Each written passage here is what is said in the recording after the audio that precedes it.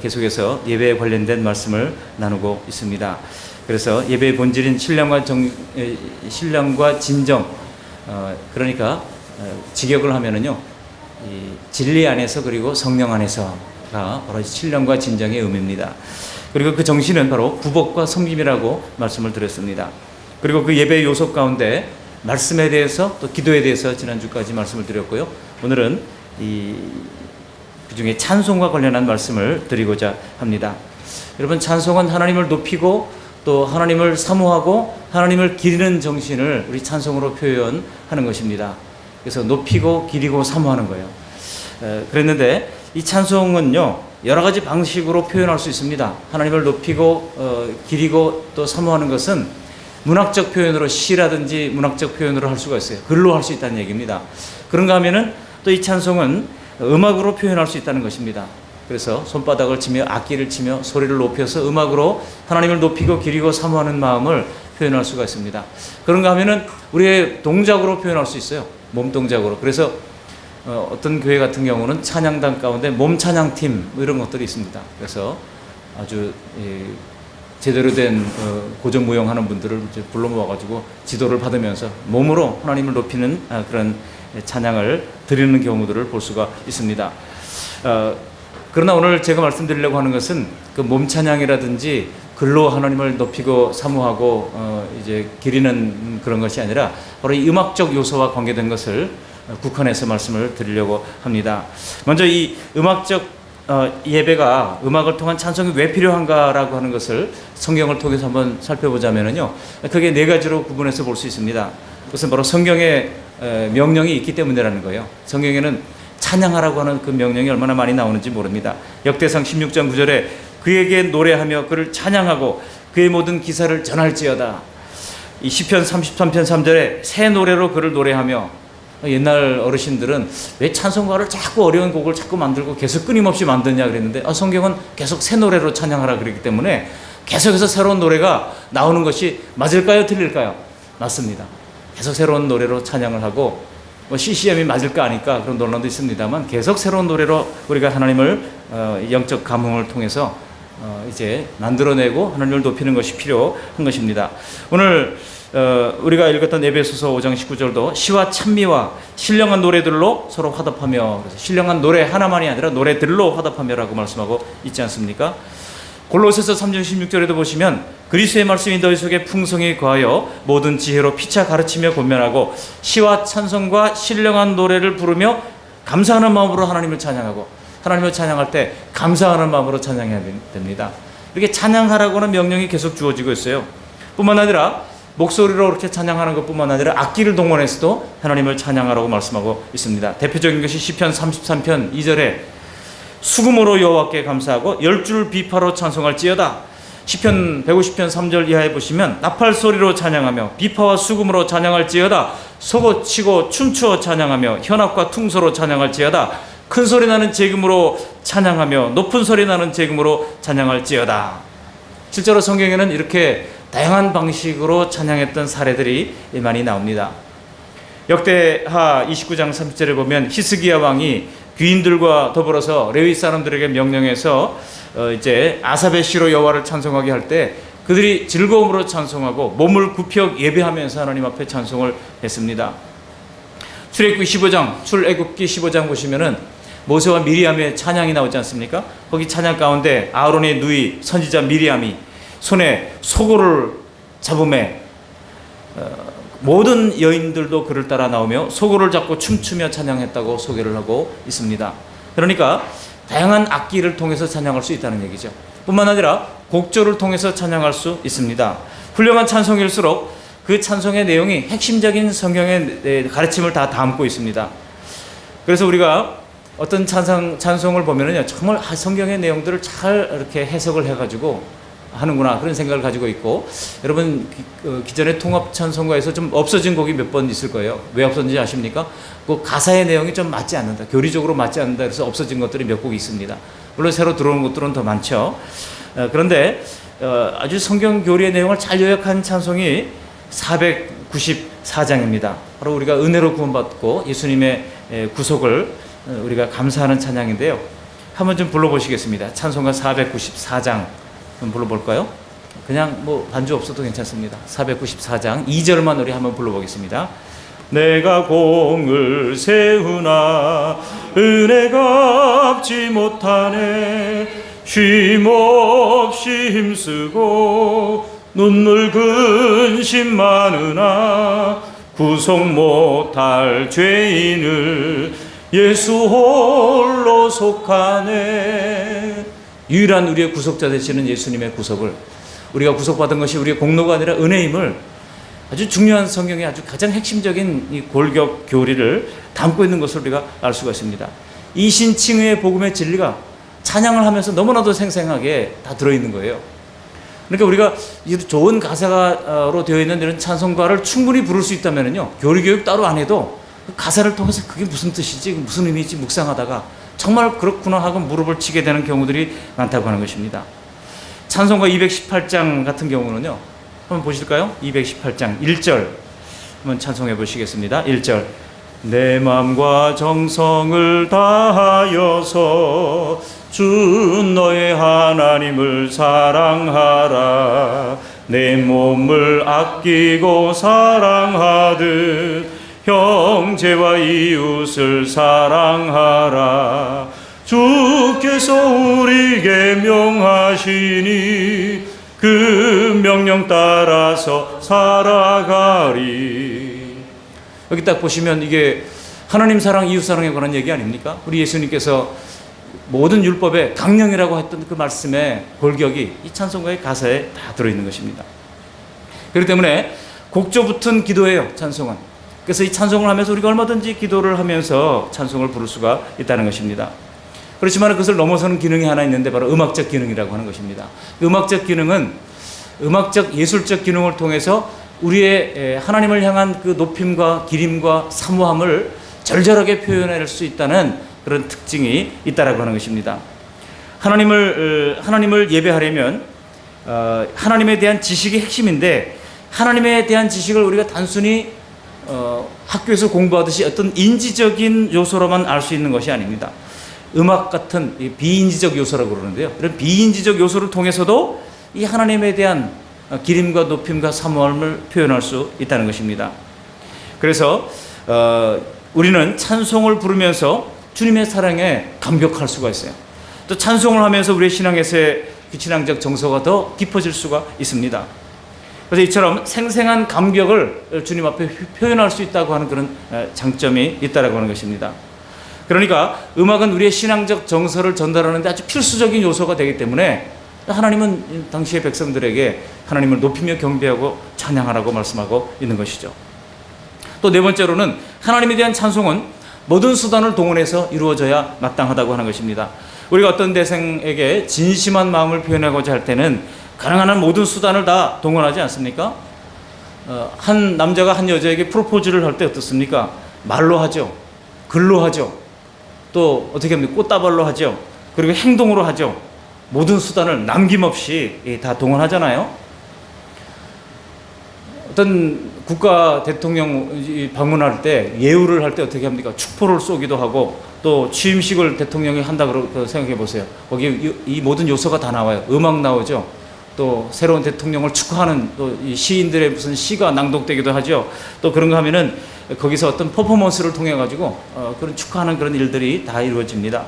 말과 글과 음악과 모든 행동, 이런 것들이 다 동원되는 것을 볼 수가 있습니다. 그렇기 때문에 우리가 만군의 하나님을 높이며 경배하는 데는 이 모든 요소를 다 동원하는 것이 필요하다고 할 수가 있는 것입니다. 당연한 것이라고 할 수가 있는 것입니다.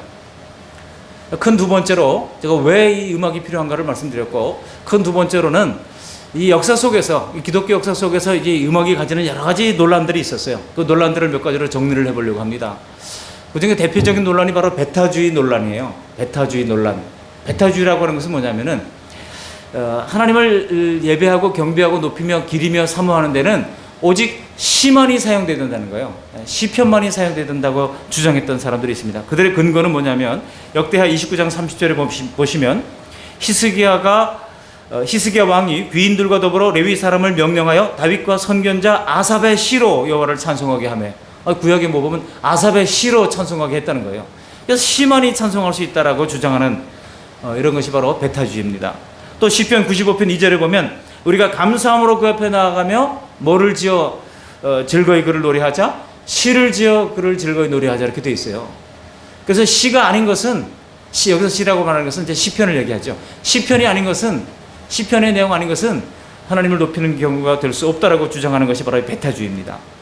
그래서 여러분, 그럴듯합니까? 이 배타주의는 여러 면에서 문제가 있죠. 왜냐하면은 지금 우리가 말씀드렸던 시편 95편 2절이나 역대하 29장 30절은 우리가 알고 있는 이 성경의 시편만을 말하는 것이 아닙니다. 좀 더 넓은 개념으로서의 시가나 곡들을 다 포함하는 개념이기 때문에 시편에만 국한되어야 된다? 이거는 좀 잘못된 것이라고 할 수 있고요. 또한 찬송을 구약의 시편에만 한정시켜 생각한다 그러면 사실 여기 시편 가운데 메시아와 관련된 내용이 있긴 있지만 그렇게 많지는 않아요. 그러면 우리가 시편만 찬양한다 그러면 정말 예수 그리스도의 구속과 예수님의 이 성육신, 또 예수님의 이 복음을 우리가 담은 내용들을 우리가 제한적으로밖에 찬양할 수가 없게 됩니다. 그렇지만 여러분, 요한계시록 5장, 4장, 그리고 7장에 보시면 장차 완성할 하나님의 나라에서 보좌에 높이 앉으신 우리 어린 양께 찬양하는 사람들의 모습을 보십시오. 얼마든지 주님을 높이며 경배하며 찬양하고 있지 않습니까? 그래서 24장로와 그리고 아무로도 셀 수 없는 허다한 무리들이 각 나라와 족속과 백성과 방언에서 와서 하나님을 높이며 경배하며 어린 양 되시는 예수님을 찬양하고 있는 모습을 볼 수가 있습니다. 그러니까 우리의 찬양의 주의 초점은 최종적으로 우리 어린 양 되시는 예수님께 맞춰져야 되는데 시편만을 찬양을 해야 된다고 고집을 하면은요, 우리 예수님께 대한 찬양이 급격하게 줄어들게 될 것입니다. 또 결정적으로 여기서 말하는 이 시라고 하는 것은 오늘 본문에도 이제 시와 찬미와 신령한 노래들이라고 그랬지 않습니까? 이것은 여러 가지 이 시편이나 다양한 문학적 방법을 통해서 하나님을 찬양할 수 있다고 하는 포괄적 개념으로 이것을 봐야 되지 꼭 시편만을 말하고 있는 것이 아니라고 하는 거예요. 그런 의미에서 볼 때 시편만을 찬양해야 된다, 시편에 국한되어야 된다라고 하는 것은 이런 배타주의는 맞지 않는 것임을 알 수 있습니다. 또 하나 논란이 있죠. 또 하나 논란은 바로 무악기파라고 하는 것입니다. 그러니까 구약시대는 성전 예배를 드렸기 때문에 여러 가지 악기를 사용했지만 이제 성전이 폐해진 시대 속에는 이제는 이런 악기를 사용하는 것이 마땅치 않다 그랬어요. 처음에는 아무런 악기도 사용하지 말자고 하는 것이 무악기파의 주장이었습니다. 근데 우리나라에 들어오면서 약간 변질됐죠. 어떻게 바뀌었습니까? 그래도 피아노는 좀 거룩해 보이니까 피아노는 괜찮고 어떻게 경망스럽게 드럼을 치냐, 기타를 치냐 이래가지고 소위 우리나라 교단 가운데도 우리 장로교 합동측 안에 악기파, 무악기파 하면서 나눠졌던, 교단이 나눠지는 그런 아픔을 겪어야 하기도 했습니다. 그렇지만 여러분, 우리가 이 구약시대 성전 예배를 드리지 않기 때문에 예전에 사용하던 악기를 이제 사용할 수 없다고 하는 것은 사실은 예배의식과는 전혀 무관한 것이라고 할 수 있습니다. 그래서 이 무악기파의 문제점은 구약의 성전이 없어졌다고 해서 성전 예배에 관련된 모든 사항을 무차별적으로 배제를 하는 것이 맞지 않다는 거예요.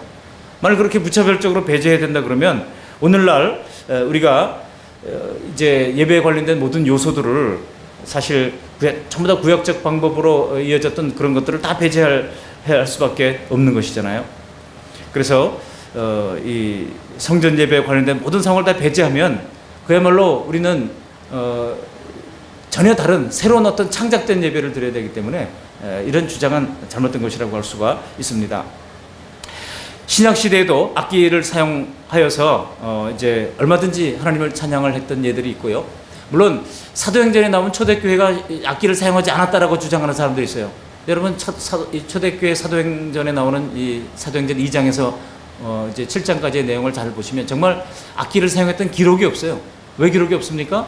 그들이 한꺼번에 어떤 데는 3,000명, 어떤 데는 5,000명까지 성도들이 늘었지만 그들이 모이는 장소는 집에서 모였어요. 집에서 조그만 공간에서 모이고 또 성전에서 모이기를 힘썼지만 성전에서 그냥 기도하고 하는 것이었고 주로 집에서 그들이 같이 예배를 드리고 했단 말이에요. 여러분 조그만 공간 집에서 어떻게 악기를 마음껏 사용할 수 있습니까? 그런 장소적 제한 때문에 이 풍성하게 악기를 사용하는 예들을 신약에서는 찾아보기가 어려웠다고 하는 것입니다. 그렇지만 오늘날 우리가 성전이 없었다고 해서 우리가 예배당에서 예배를 드릴 때 악기를 전부 다 빼야 한다고 하는 이런 무악기파의 주장은 무리가 있는 주장이라고 할 수가 있습니다. 또 하나 교회사에서 논란이 됐던 것이 바로 찬양대 무용론이에요. 옛날에는 성가대 무용론이라고 그랬던 것이죠. 그 이유가 뭐냐면은 찬양대가 내면의 모습은 하나님을 사모하고 기리고 높이는 내면의 모습은 전부 다 퇴색하는데 겉모양만 번지르르 하니 무슨 회사의 합창단 같은 모습으로 바뀌어간다는 거예요. 그래서 화려한 이런 의상을 입거나 혹은 가운을 입거나 하는 것. 그래서 이 가운에 대해서 아주 강력하게 비판하는 그런 분들도 있습니다. 그래서 혁신적으로 예배를 계획하겠다 하는 분들 가운데 오륜교회 같은 경우는 찬양대원들이 가운을 입지 않습니다. 찬양대석이 따로 있지 않아요. 앞에 앉았다가 이제 그냥 찬양 시간 되면 일어나서 또 하나님을 찬양하고 이렇게 합니다. 그러니까 예배 정신을 어떻게든지 반영하려고 하는 것이죠. 그래서 이런 찬양대가 겉으로만 번지르르하다 그런 그 비판을 하기도 합니다. 그런가 하면은 찬양대 무용론자들은요, 대원들의 예배 모습이 도움이 안 된다는 거예요. 예배에 도움이 안 된다는 거예요. 여기에 딱 앉아있으니까 다 보이잖아요. 여기 앉아가지고 이제 다른 책을 뒤적이는 거, 또 뭐 핸드폰을 들여다보는 거, 또 뭐 머리를 극적이는 거, 이런 것들이 앞에 앉아있으니까 다 눈에 거슬리게 보이는 겁니다. 또 경우에 따라서 졸기도 하죠. 아멘 아멘 하면서 조는데 그 모습을 보면서 사람들이 안타까움을 가지면서 왜 저 앞에 나와서 졸아? 집에서 자지? 이런 마음을 먹으니까 예배가 하나님께 집중해야 되는데 이거는 자꾸 그런 것이 이제 거슬리게 되는 방해 요소가 된다는 거예요. 그런가 하면 또 하나의 반대는요, 유급 직원들이 우리 교회는 뭐 다 봉사 정신으로 투철하게 모든 봉사를 지금 하고 있습니다만 사이즈가 있는 교회에서는요, 성가대 대장을 지휘자를 스카우트하기도 하고 반주자를 스카우트하기도 하고 또 유력한 사람을 얻기 위해 가지고 그 사람들에게 이제 급여를 지불을 하기도 합니다. 춘천 시내 어떤 그 지휘자는요, 한 달에 70만 원씩 그렇게 이제 지휘하는 수고를 또 해주기도 하고 반주자가 그렇게 받는 교회도 있고 그런가 하면은 또 미니 오케스트라를 구성을 해가지고 그분들을 음대 학생들을 다 이제 알바로 이 음대 학생들이 악기를 끌고 와가지고 이제 하고 이 예배 끝나고 저쪽 교회에 가서 예배하고 하면서 아주 부지런히 그렇게 열심히 돈을 버는 그런 분들도 있어요. 근데 그러다 보니까 정말 그분이 예배를 하는가 말이죠. 예배 정신이 퇴색했다고 하는 그런 얘기가 나올 수도 있습니다. 그러나 여러분, 그런 여러 가지 기후에도 불구하고 찬양대 무용론은 잘못된 것입니다. 왜 그러냐? 여러분, 그런 그 부정적인 요소들을 우리가 개선해 나가면 될 거 아니겠습니까? 그래서 찬양대원들을 선발할 때 우리 교회는 적어도 세례교인 이상 돼야 된다라고 해서 찬양대원을 선발을 하는데 찬양대원이 전반적으로 하나님에 대한 신앙 고백이 제대로 되어 있는가를 확인하고 그리고 단순히 음악적 재능만이 아니라 신앙의 전반적인 모습을 고려해서 세워야 할 것입니다. 그래서 정말 이 찬양대원이 하나님과의 깊은 교제가 어떠한지 또 참된 예배에 대한 그런 이해와 열망이 있는지 그리고 음악사역의 목적에 대한 이해를 하고 있는지를 우리가 충분히 점검하면서 세운다면 이런 문제들도 얼마든지 해소할 수가 있을 것입니다. 또 네 번째 논란은요, 이 번역 찬송가의 문제입니다. 번역 찬송가를 부르면서 원래 그 내용 가사를 충분히 전달하지 못하는 경우가 많아요. 그러다 보니까 우리말 성경으로는 도대체 그것이 무슨 말인지 잘 모르는 경우들이 많이 있었어요. 여러분, 이것은 토착화로 해결될 수 있습니다. 토착화라고 하는 것은 한국인 작사 작곡자가 만든 곡을 우리가 부르면은요, 그 마음에 확 와닿습니다. 예를 들어 찬송가 515장 눈을 들어 하늘 보라, 마음이 확 와닿지 않습니까? 우리말 우리 정서에 꼭 맞는 그런 가사를 한국인 작사 작곡을 했던 거거든요.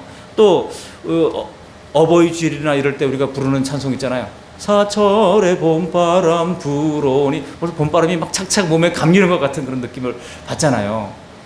한국인 이 정서에 딱 맞는 것입니다. 또 527장 어서 돌아오 할 때 그 아직도 예수 믿지 않는 우리 집안의 사람들을 떠올리면서 간절한 마음으로 우리가 기도하면서 이 찬송을 부르게 되는 것이죠. 새 찬송가에 수록된 옛날에 통합 찬송가 164곡이 되어 있었는데요. 그 중에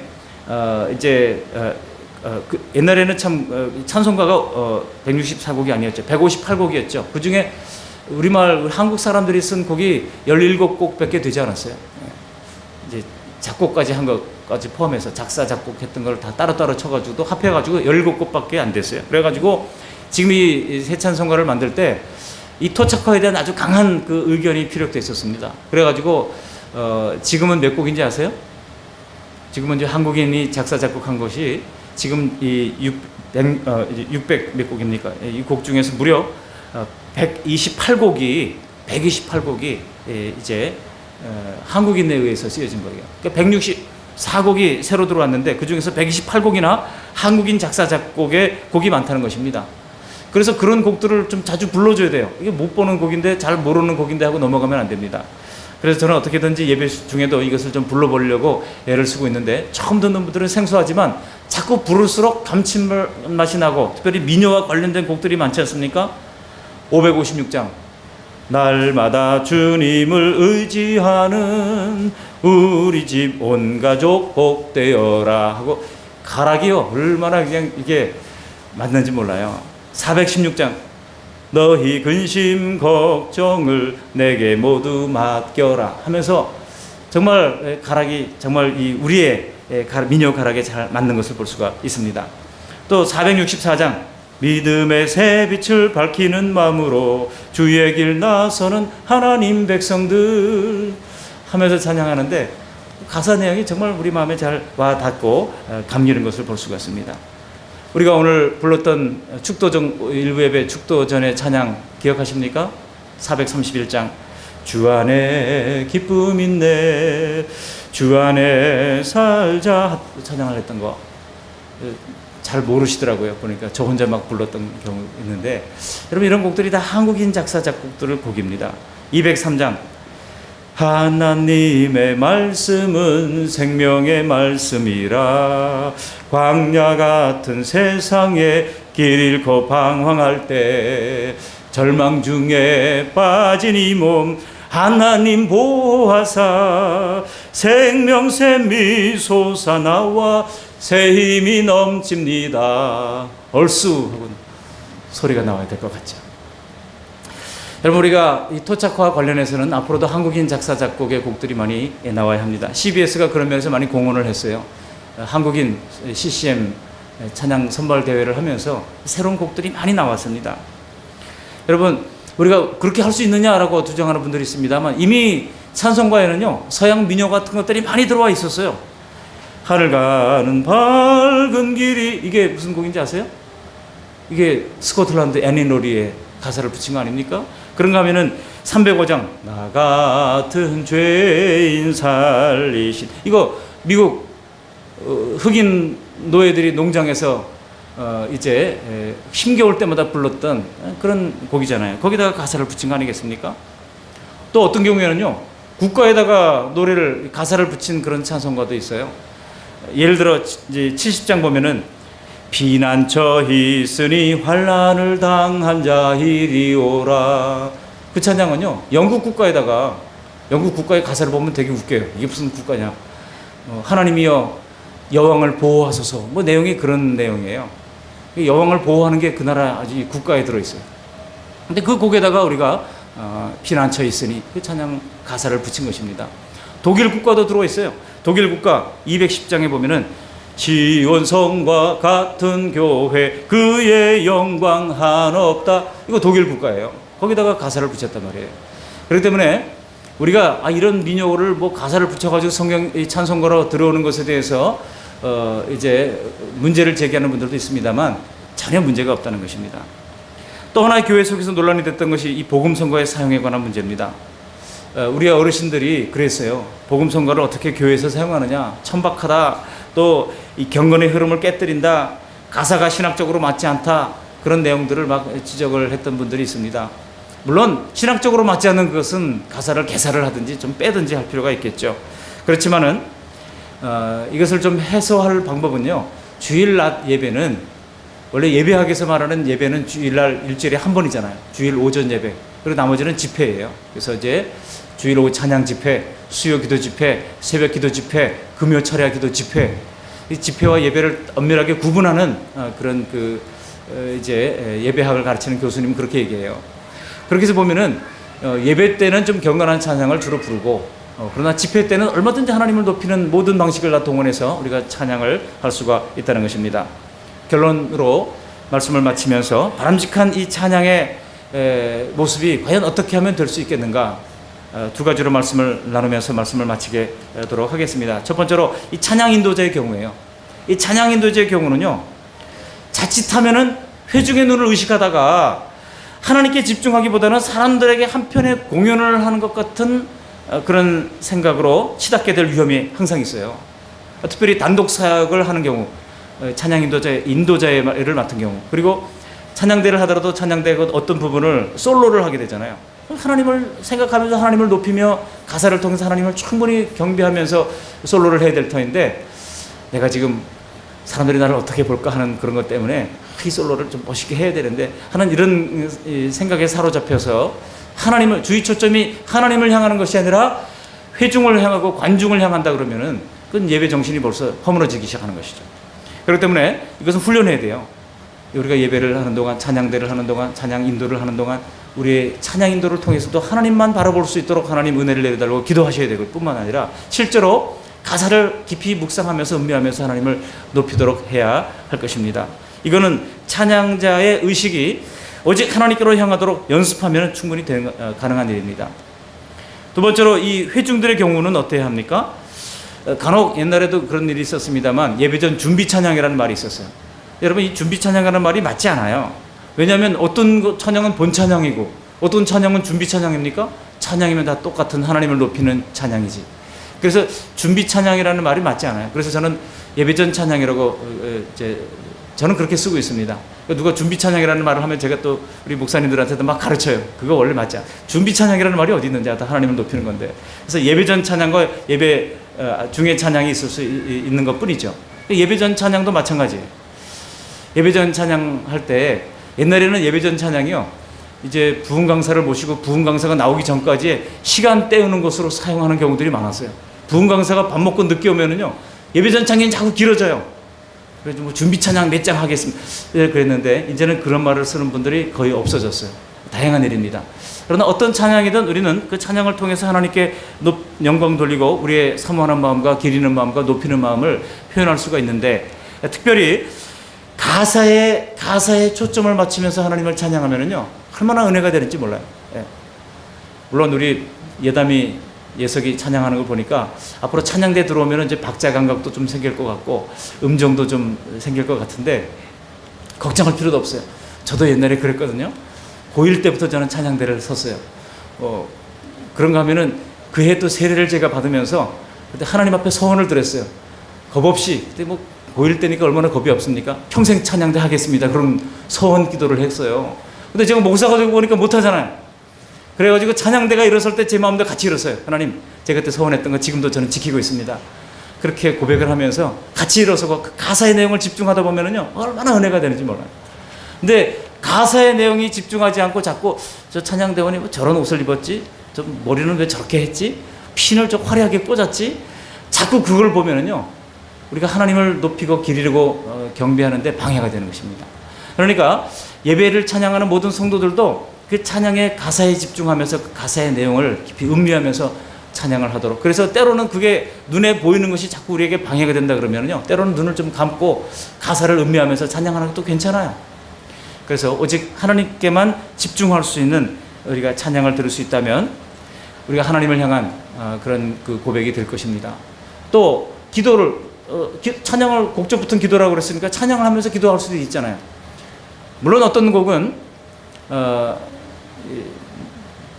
그 가사 자체가 기도 내용으로 되어 있는 경우도 있어요. 예. 그래서 가사를 뭐 바울처럼 뭐 베드로처럼 그렇게 살 수는 없을까 하면서 우리가 스스로를 돌아보게 되잖아요. 그러면서 하나님을 하는 것도, 또 어떤 거는 또 기도 내용이 아닌 그런 찬양의 가사가 있잖아요. 그럴 경우에는 그 찬양의 가사 내용에 여러 가지 주제들이 있을 것입니다. 그 가운데는 영생이라든지 사죄의 은혜라든지 또 소망이라든지 또 헌신을 독려한다든지 그런 그 내용들이 있을 거 아닙니까? 그 주제를 기억하면서 주제에 집중하면서 기도하는 마음으로 얼마든지 찬양할 수가 있다라고 하는 것입니다. 물론 우리도 종종 찬송가를 부르면서 실수를 하곤 합니다. 순간적인 방식으로 우리의 생각의 초점이 다른 데로 흘러갈 수도 있습니다. 예배 후에 할 일이 된 부담감으로 마음이 흩어지거나, 어떤 사람들은 또 집안에 곰국을 끓여놓느라고 가스를 미세하게 조정을 해놓고 왔는데 빨리 가서 그거 꺼야 되는데 하는 마음 때문에 왜 늦게 끝나나 하고 계속 시계를 들여다보면서 하면 찬양이 되겠습니까? 찬양이 안 되죠. 그런 마음의 흔들림을 우리가 발견할 때 어떻게 되겠습니까? 즉각 짧은 시간에도 하나님 회개합니다. 즉각 회개하고 다시 찬송의 가사에 집중한다면 그 찬송은 신령과 진리의 예배 정신에 부합하는 그런 복된 시간이 될 줄로 믿습니다. 그럴 때 찬송은 우리를 신령과 진리의 예배로 이끄는 중요한 도구가 되고, 제가 우리 교회 개척을 하면서 하나님께 기도했던 것 중에 하나가 바로 그거예요. 하나님, 풍성한 찬양이 있는 교회가 될 수 있게 해주십시오. 지금까지는 하나님께서 그렇게 인도해 오신 것으로 저는 믿습니다. 근데 우리 찬양대원뿐만 아니라 모든 성도님들이 이 풍성한 찬양으로 하나님을 영원하게 할 뿐만 아니라 우리에게는 더 큰 기쁨과 감격을 누리는 복된 주님의 백성들이 다 되시기를 주의 이름으로 축원합니다. 아멘. 고맙고 감사하신 하나님, 날마다 풍성한 찬양으로 하나님을 영원하게 할 수 있도록 도와주신 것을 감사를 드립니다. 우리가 찬송을 왜 해야 하는지를 살폈습니다. 하나님을 높이고 사모하고 기리는 그런 마음의 표현인데, 말로, 음악으로, 또 우리의 동작으로 표현할 수 있지만은 하나님, 특별히 음악적 요소를 우리가 통하여 하나님, 우리의 마음이 하나님을 올려다보는데 크게 공헌한다는 사실을 알게 하셔서 하나님 아버지, 우리가 할 수 있는 모든 예술적 기능을 다 동원하여 하나님, 우리 예배자의 마음이 하나님을 높여 나갈 수 있도록 은총 베풀어 주옵소서. 하나님 아버지, 교회 속에 여러 가지 음악 사용에 관한 논란이 있었습니다만 하나님 아버지, 우리는 성경적 원리를 가지고 하나님 아버지 모든 수단을 동원하여 하나님을 높일 때, 특별히 우리 한국인 작사 작곡가들이 만들어낸 또 찬양을 우리가 마음껏 부르면서 하나님을 중심으로, 우리 전심으로 하나님 높이며 겸비하며 찬양할 수 있도록 은총 내리워 주옵소서. 우리 예배 찬양 인도자들과 하나님, 우리 찬양대원들에게 주님 함께 하시고 특순을 맡은 이들에게 함께 하셔서 준비 없는 찬양이 되지 아니하고 준비된 찬양으로 또 가사에 은혜 받으며 하나님을 높이는 귀한 찬양이 될 수 있도록 은총을 베풀어 주시고, 인도자들에게 특별히 회중을 의식하기보다 오직 하나님을 의식하면서 찬양에 집중할 수 있도록 도와주시고, 회중들은 특별히 가사의 내용을 음미하면서 그 내용을 기도로 바꾸어서 마음으로 동참할 수 있도록 도와주심으로 말미암아 찬양의 시간이 하나님 멍 때리는 시간이 되지 아니하고 하나님, 우리의 온 몸과 마음이 오직 주님께만 집중할 수 있는 귀한 시간으로 바꾸어 주셔서 하나님 아버지, 견고한 신앙의 토대 위에 흔들리지 않는 믿음의 사람들이 다 될 수 있도록 은혜 베풀어 주시옵소서. 예수님 거룩하신 이름으로 감사하며 기도합니다. 아멘.